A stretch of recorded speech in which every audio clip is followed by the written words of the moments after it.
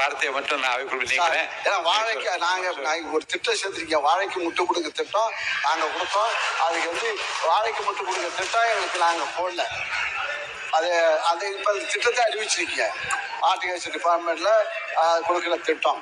அது போல இந்த ஆட்சிக்கு முட்டு கொடுத்துட்டார்கள் சொல்லக்கூடாது. ஆட்சின்னு சொல்ல போனா அந்த வார்த்தை வேணாம். வேற வார்த்தை உங்களுக்கு தெரிந்தால் வேறு வார்த்தை தெரிஞ்சா வேறு வார்த்தை சொல்லுங்க. நீங்க மாண்புமிகு அறநிலையத்துறை அமைச்சர் சார் சாமி அமைச்சர் இந்து சாமி அமைச்சர் சாமி அவர்கள் சாமி அப்படி கரெக்டா விடுறாங்க. அது உண்மையே பொய்யான்னு தெரியல.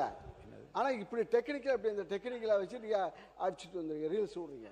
ஆனா நாங்க வந்து ரியாலிட்டியா கொண்டிருக்கின்றோம். நாங்கள் மக்களுடைய பிரச்சனை. ஆனா நீங்களாம் ரிலாக்ஸா இருக்கீங்க, அதான் ஆச்சரியமா இருக்கு. எங்களுக்கு ரிலாக்ஸா இருக்கு, நீங்களாம் ரிலாக்ஸா இருக்கீங்க. நாங்களாம் டென்ஷனா தான். இந்த ஐஏஎஸ் இருக்கிட்ட மேடையில் இருக்கிட்ட இங்க உட்கார்ந்துருக்கின்ற அதிகாரிகள்லாம் டென்ஷனா இருப்பாங்க. நீர்வளத்துறை அமைச்சர் அவர்கள், மாண்புமிகு பேரவைத் தலைவர்களே, உறுப்பினர் சொன்னாரு இன்னைக்கு காலையில், நேற்று நைட்டும் சரி, இன்னைக்கு காலையிலையும் சரி, முதலமைச்சர் வந்து மாண்புமிகு முதலமைச்சர் இன்னைக்கு ஒரு சின்ன வாய்க்கா பிரச்சனை கூட ஃபோனு அடித்து அதை உடனே சரி செஞ்சாச்சான்னு கேட்கக்கூடிய ஒரு முதலமைச்சராக தான் இருக்கிறார். உங்களோட நீங்களாவது 5 வருஷம் டென்ஷன், நாங்கள் தினந்தோறும் டென்ஷனில் இருக்கிறோம். எதுலையோ எந்த ஒரு சின்ன விஷயமா இருந்தாலும் எங்களுக்கு அப்படி ஒரு பயம் இருக்குது. மாண்புமிகு அமைச்சர் பிஸியா தான் இருக்கார். அவர் பிஸியா இருக்கார். ஏன்னா எல்லா கட்சி தொண்டாரும் அவர் பார்த்து புதுசாக வந்த இயக்கம். நாங்கள் வந்து 96 நாங்களாம் மந்திரியாகும் போது எங்களுக்கு அதே போல தான் இளைஞர்களும் வந்து எங்களை வந்து கேட்பார்கள். இனிமேல் தான் உங்களுக்கு தெரிய போகுது. பாருங்க, மேலே எதிர்பார்க்க போது பேசும்போது பேசுவது எளிது, ஆக நடத்தும் போது தான் தெரியும் கஷ்டங்கள். பாருங்க, இன்னும் கொஞ்சம் 3 மாசம் தான் ஆயிருக்கு. இப்போ பாருங்க, விவசாயிகள் போராட்டம் இல்லாமலே 5 ஆண்டு காலம் வாழ்ந்தார்கள். அதை பாராட்டணும். 5 ஆண்டு காலம் தமிழகத்திலே விவசாயிகள் நெல் மற்றும் கரும்புகளை பயிரிடவும், அறுவடை செய்திடவும், விற்பனை செய்திடவும் தங்களது உடல், பொருள், ஆவி அனைத்தையும் செலவிட்டு மேற்கொள்கின்றனர். தற்சமயம் தமிழ்நாட்டின் ஃபினான்ஷியல் பொசிஷன் சரியில்லாமல் இருந்தாலும் நெல் மற்றும் கரும்பு பயிரிட்டுள்ள விவசாயிகளின் நலனை பாதுகாக்க வேண்டும் என கருதி தமிழ்நாட்டின் வரலாற்றில் இல்லாத அளவில் மாநில அரசின் நெல் மற்றும் கரும்புக்கான ஊக்கத்தொகையை அதிகரிக்க முடிவு செய்துள்ளோம்.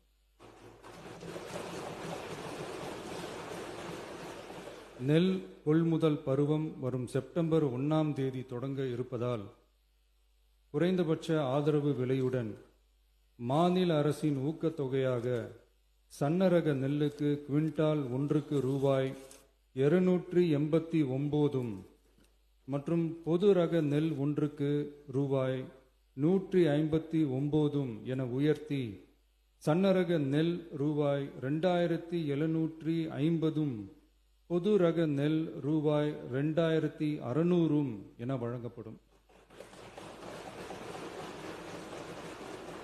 மாநில அரசு நெல்லுக்கான ஊக்கத்தொகையினை ஓராண்டில் 156 ரூபாய்க்கு மேல் உயர்த்தி வழங்குவது வரலாற்றில் இதுவே முதல் முறையாகும். அதேபோல 2025-26 கரும்பு அரவை பருவத்தில் சர்க்கரை ஆலைகளில் பதிவு செய்து கரும்பு வழங்கும் விவசாயிகளுக்கு ஒன்றிய அரசு மெட்ரிக் டன் ஒன்றுக்கு ரூபாய் 3290.50 நிர்ணயம் செய்துள்ளது. அதற்கு மேல் தமிழ்நாடு அரசால் சிறப்பு ஊக்கத்தொகையாக டன் ஒன்றுக்கு 709.50 ரூபாய் வழங்கப்படும். இதன் மூலம் விவசாயிகளுக்கு டன் ஒன்றுக்கு 4000 ரூபாய் கரும்பு விலையாக கிடைக்கப்பெறும்.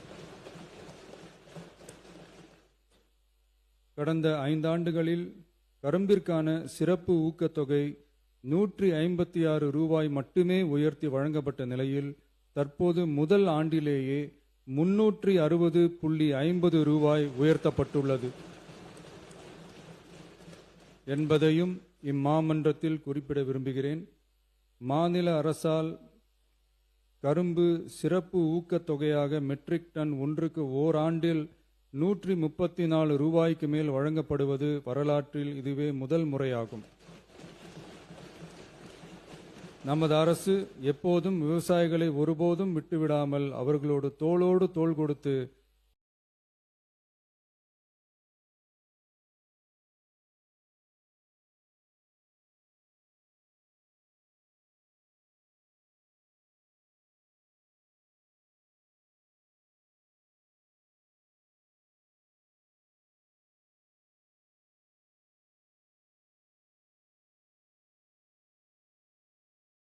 ஹார்டிகல்ச்சர் டிபார்ட்மெண்ட்ல கொடுக்கிற திட்டம் அதுபோல இந்த ஆட்சிக்கும் முட்டு கொடுத்துக்கிறார்கள்.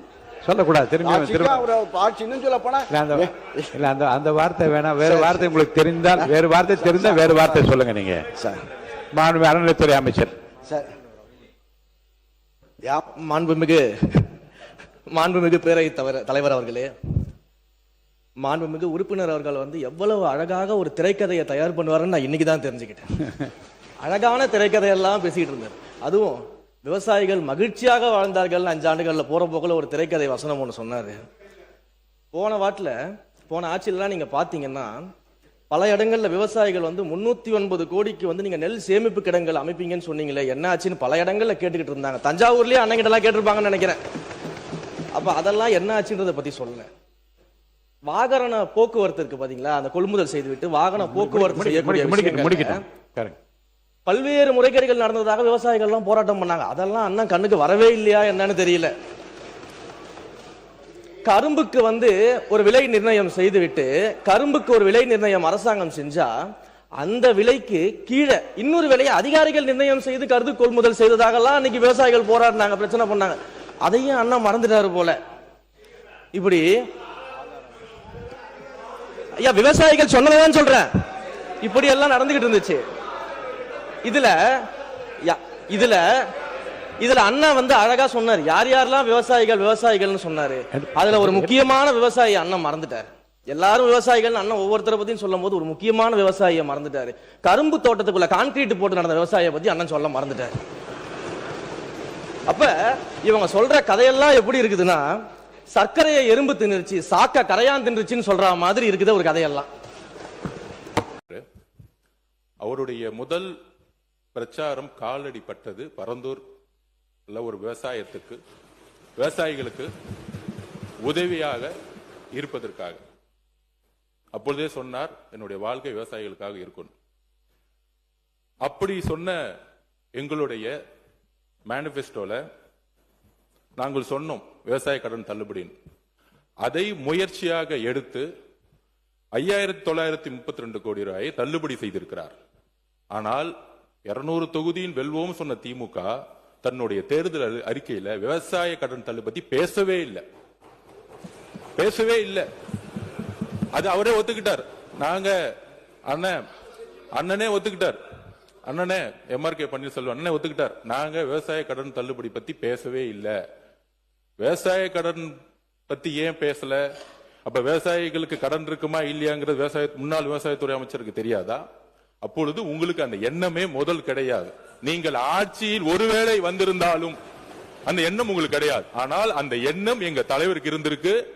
ஒன்னே ஒன்னு இந்த அவையில பதிவு பண்றேன், அவர் சொல்லல செயல்படக்கூடியவர் எங்க